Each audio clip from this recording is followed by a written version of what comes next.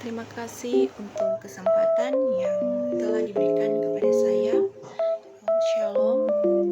Assalamualaikum warahmatullahi wabarakatuh. Om Swastiastu, Namo Buddhaya, salam kebajikan. Nama saya Stefani Natalia Leo, kelas A4 semester 2, jurusan Ilmu Keperawatan. NIM 2314201168. Saya berkuliah di Universitas Pembangunan Indonesia Manado. Tujuan dalam pembuatan video ini yaitu untuk memenuhi tugas ujian tengah semester dengan mata kuliah Ilmu Dasar Keperawatan dengan dosen pembimbing Nurse Sheila Menawan, Eskep, Mkep. Nah, pada kesempatan kali ini saya mau menjelaskan mengenai penyakit toxoplasmosis. Kita masuk ke pengertian toxoplasmosis, yaitu pengertian toxoplasmosis adalah penyakit infeksi yang disebabkan oleh parasit Toxoplasma gondii. Parasit ini dapat menginfeksi manusia dan hewan, dengan kucing sebagai inang definitifnya. Infeksi toxoplasmosis pada manusia biasanya terjadi melalui konsumsi makanan atau air yang terkontaminasi oleh tinja kucing yang mengandung oocyst parasit, atau melalui konsumsi daging mentah atau kurang matang yang terinfeksi Toxoplasma gondii.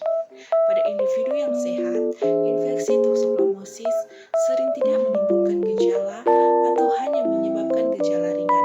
Tetapi pada individu dengan sistem kekebalan tubuh yang lemah, infeksi ini dapat menyebabkan komplikasi serius, terutama pada wanita hamil dan bayi baru lahir.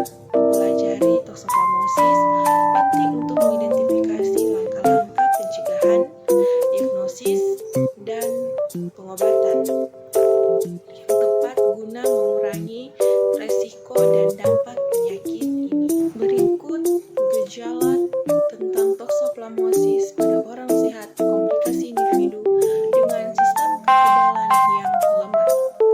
Gejala toxoplasmosis pada orang sehat seringkali ringan atau bahkan tidak terdeteksi. Namun, pada individu dengan sistem kekebalan tubuh yang lemah, toxoplasmosis dapat menyebabkan gejala yang lebih serius. Berikut ini adalah beberapa perbandingan manifestasi klinis toxoplasmosis dalam orang sehat dan individu dengan sistem kekebalan tubuh yang lemah. Yang pertama, orang sehat. Gejala seringkali ringan atau tidak ada. Beberapa orang mungkin mengalami gejala seperti demam ringan, pembengkakan, kelenjar getah bening, nyeri otot, kelelahan, atau sakit kepala. Gejala biasanya berlangsung selama beberapa minggu hingga beberapa bulan sebelum sembuh tanpa pengobatan khusus. Kedua, individu dengan sistem kekebalan tubuh yang lemah, seperti pasien HIV atau AIDS. Gejala toxoplasmosis biasanya menjadi lebih parah dan berpotensi mengancam jiwa. Gejala umum yang muncul meliputi demam tinggi, sakit kepala berat, kebingungan, kejang-kejang, gangguan koordinasi atau keseimbangan, gangguan penglihatan, dan kesulitan berbicara atau menelan. Infeksi dapat menyebar ke otak, toxoplasmosis encephalitis, dan menyebabkan radang otak yang serius, yang dapat mengancam jiwa jika tidak diobati dengan cepat dan tepat. Komplikasi lainnya meliputi infeksi pada paru-paru, hati, atau mata. Penting untuk diingat bahwa toxoplasmosis dapat sangat berbahaya bagi individu dengan sistem kekebalan tubuh yang lemah. Oleh karena itu, mereka perlu memerlukan perawatan medis yaitu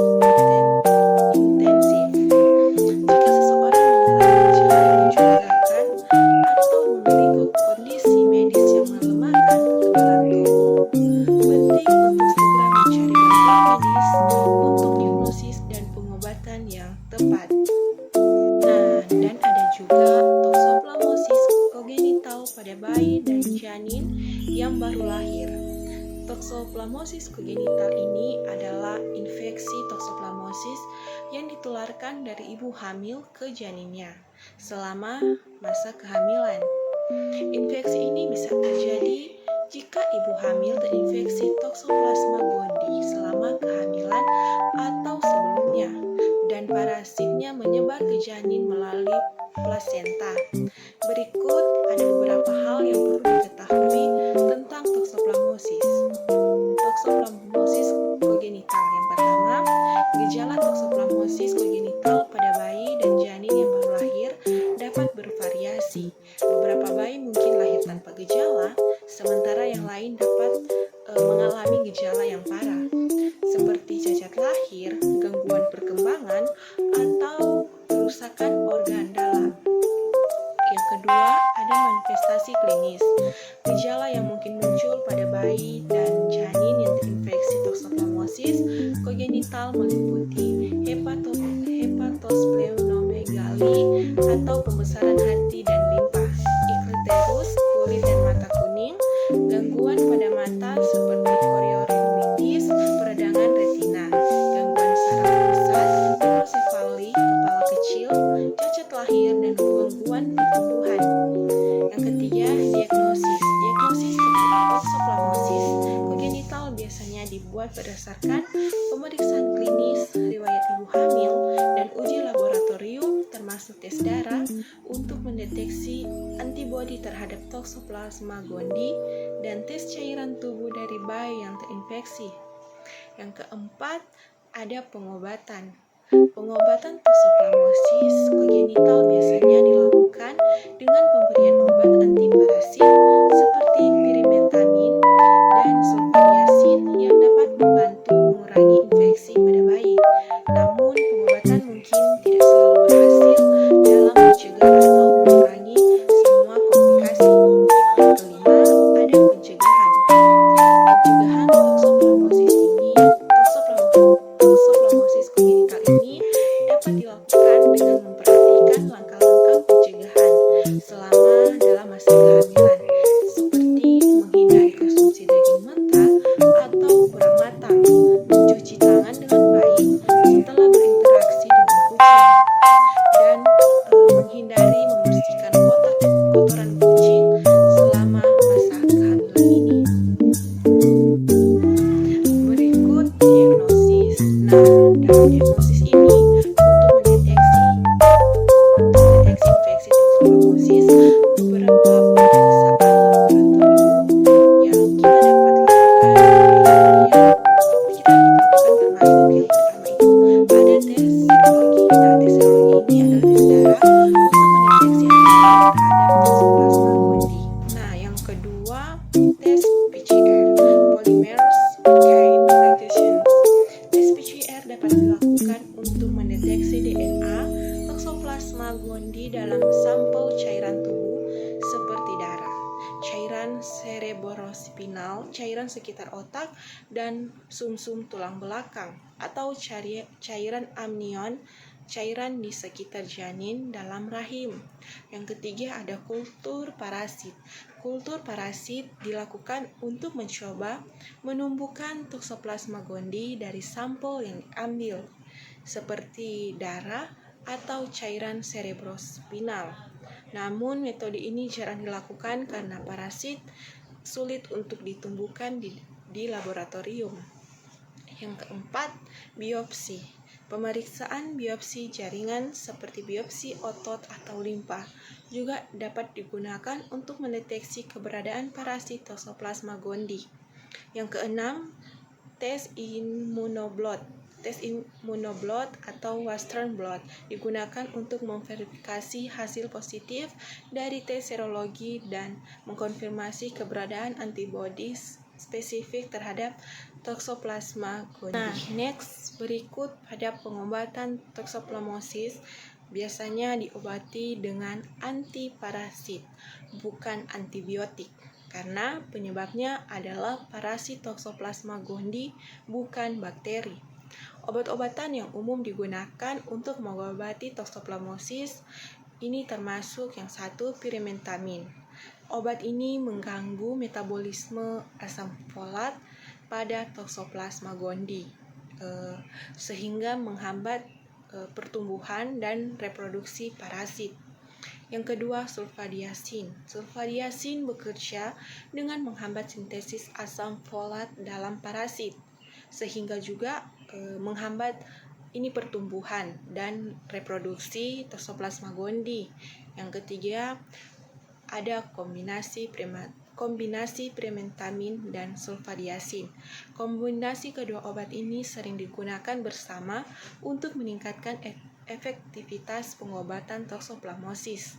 Yang keempat, kloroquine. Kadang-kadang kloroquine dapat digunakan sebagai alternatif untuk pirimetamin jika pirimetamin tidak tersedia atau tidak ditoleransi. Yang kelima, trimethoprim sulfademoxol. Obat ini juga dapat digunakan sebagai alternatif untuk pengobatan toksoplasmosis, terutama pada pasien yang tidak toleran terhadap pirimetamin atau sulfadiasin. Selain obat antiparasit, pemberian kortikosteroid juga kadang-kadang diperlukan untuk mengurangi peradangan pada toksoplasmosis otak yang parah. Penggunaan obat-obat tersebut harus diawasi oleh dokter dan harus disesuaikan dengan kondisi medis individu, termasuk faktor seperti berat badan, riwayat medis, dan kemungkinan ada efek samping.